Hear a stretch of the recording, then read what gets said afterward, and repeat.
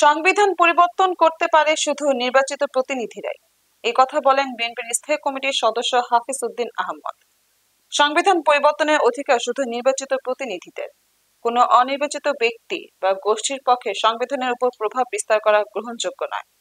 বিস্তারিত থাকছে স্টাফ রিপোর্টারের প্রতিবেদন। বৃহস্পতিবার জাতীয় প্রেস ক্লাবে জাতীয়তাবাদী মুক্তিযোদ্ধা দলের 33তম প্রতিষ্ঠা বার্ষিকী উপলক্ষে আয়োজিত আলোচনা সভায় প্রধান অতিথির বক্তব্যে তিনি এসব কথা বলেন।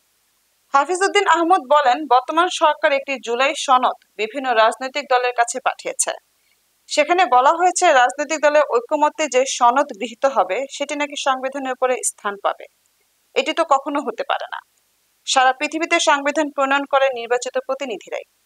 বাংলাদেশেও তাই হয়েছে, ভবিষ্যতেও তাই হবে।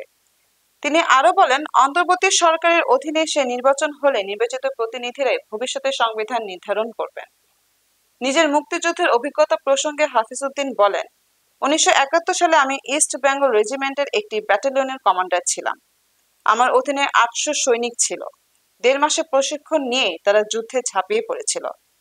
তাদের মধ্যে 100 জন শহীদ হয়েছে। আজও তাদের মুখ আমার চোখের সামনে ভেসে ওঠে। অথচ এই আত্মত্যাগের যথাযথ মূল্যায়ন এই রাষ্ট্রে হয়নি। আজকের বাংলাদেশ দেখলে তো বোঝা যায় না যে এখানে একটা মুক্তিযুদ্ধ হয়েছিল।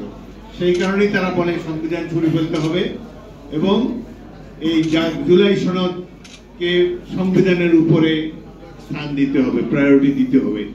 এটি সম্পূর্ণ অবান্তর একটি কথা। বাংলাদেশে আমরা 1971 সালে যুদ্ধ করেছি গণতন্ত্র প্রতিষ্ঠার জন্য। দুঃখের বিষয় আজও সেই গণতন্ত্র প্রতিষ্ঠিত হয়নি। দুঃখের বিষয় শেখ হাসিনা তার ফ্যাসিবাদ দিয়ে গণতন্ত্রকে ধ্বংস করে গিয়েছে, প্রত্যেকটা প্রতিষ্ঠানকে ধ্বংস করে গিয়েছে। আমরা নতুন বাংলাদেশ বিনির্মাণ করতে চাই। সংবিধান যে কোনো সময় যে কোনো দল পরিবর্তন করতে পারে।